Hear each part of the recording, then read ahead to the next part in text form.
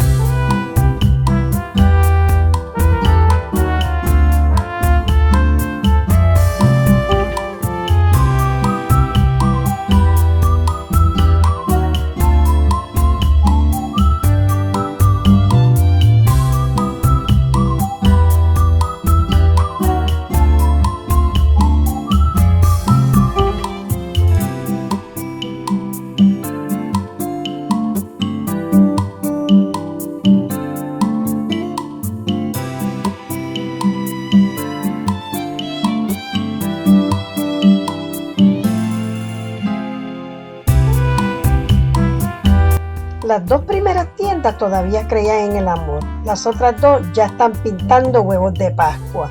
Ahora díganme ustedes cuál tienda ganó. San Valentín ya está en peligro de extinción. ¿O soy yo la que llegó tarde? De todas maneras, amé las decoraciones de Easter. Y salí comprando una que otra cosita. Denle like al video y suscríbanse. Los veo en el próximo video. ¡Chao!